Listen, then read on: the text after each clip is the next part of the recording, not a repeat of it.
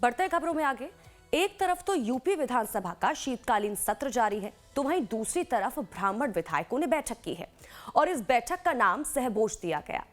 कल शाम कुशीनगर के बीजेपी विधायक पीएन पाठक के लखनऊ आवास पर ब्राह्मण विधायकों की बैठक हुई।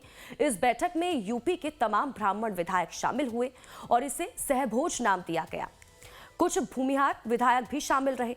पत्रकार से विधायक बने, आपको बता दें कि शलभ मणि त्रिपाठी भी बैठक में पहुंचे थे, तो वहीं मिर्जापुर विधायक रत्नाकर मिश्रा और एमएलसी उमेश द्विवेदी भी की इस बैठक में भूमिका मुख्य रही थी। सूत्रों के मुताबिक बैठक के दौरान जातिवाद की राजनीति में ब्राह्मणों की आवाज दबने पर चिंता व्यक्त की गई। इस बैठक को लेकर भी सियासत का दौर शुरू हो चुका है। अब समाजवादी पार्टी ने आरोप लगाया है कि बीजेपी के अंदर ब्राह्मण विधायकों को उचित मान सम्मान नहीं दिया जा रहा है। तो वहीं दूसरी तरफ डिप्टी सीएम केशव प्रसाद मौर्य ने कहा कि ये एक सामान्य बैठक थी और लोग एक दूसरे से मिलते जुलते रहते हैं।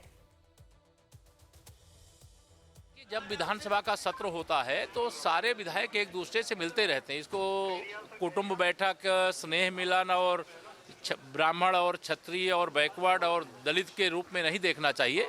विधायकों को मिलना चाहिए, वो मिलते हैं, ये अच्छी बात है।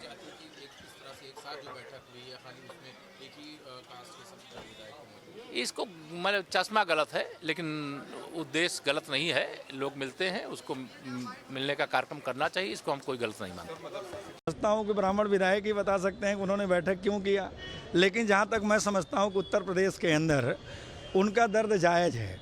जिस तरह से पूरे प्रदेश के अंदर ब्राह्मण समाज का अपमान हो रहा है, भारतीय जनता पार्टी में ब्राह्मण समाज को जो उपेक्षित किया जा रहा है, जो उनको अपमानित किया जा रहा है, तो उनकी मीटिंग जायज़ है, इसलिए उन्होंने मीटिंग किया होगा।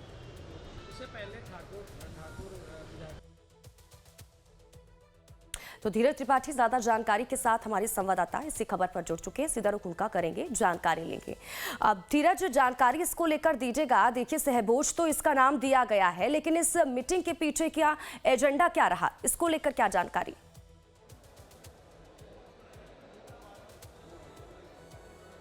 बिल्कुल स्वाति, देखिए भारतीय जनता पार्टी के विधायकों की तरफ से जो सहभोज का आयोजन किया गया और एक तरीके से आपस में बैठकर तमाम विषयों पर चर्चा की गई। और पिछले कुछ समय से लगातार उत्तर प्रदेश में सरकार से देखने को मिल रहा है कि सरकार की तरफ से भारतीय जनता पार्टी विधायकों का बहुत ध्यान नहीं दिया। इस प्रकार के आरोप सत्ता पक्ष के कुछ विधायक लगाते हैं, तो वहीं विपक्षी पार्टियों की तरफ से भी इस प्रकार की बातें लगातार उठती रही हैं।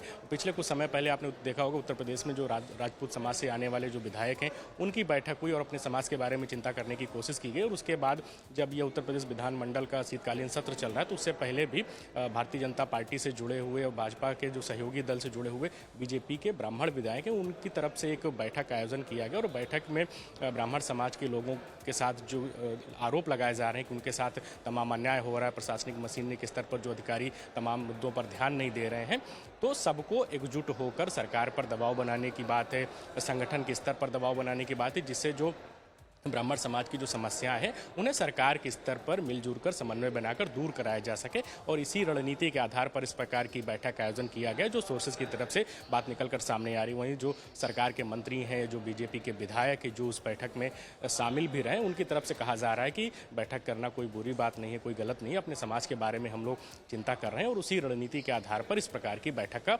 आयोजन किया गया। उस बैठक में जो शामिल रहे भारतीय जनता पार्टी के मिर्जापुर से विधायक रत्नाकर मिश्रा हैं, उनसे भी हमने बातचीत की अब कुछ देर पहले। तो उन्होंने कहा कि ब्राह्मण समाज अपने बारे में चिंता करता है और इसी रणनीति के आधार पर हमने इस बैठक का आयोजन किया था और उस बैठक में शामिल हुए और सभी समाज के लोगों को अपने समाज के बारे में जो समस्याएं हैं, जो चिंताएं हैं, उन्हें दूर करने को लेकर इस प्रकार की बैठकों का आयोजन किया जाना चाहिए। लेकिन जो उत्तर प्रदेश में बीजेपी के ब्राह्मण विधायकों की तरफ से बैठक हुई है और राजनीतिक रूप से इस पर तमाम जो चर्चाएं हैं वो लगातार होती हुई नजर आ रही हैं। जी चलिए, ठीक है धीरज, बहुत बहुत शुक्रिया इन तमाम जानकारी के लिए और हमारे साथ जुड़ने के लिए। आप नजर बनाए रखिए, आपसे आगे भी जुड़ेंगे।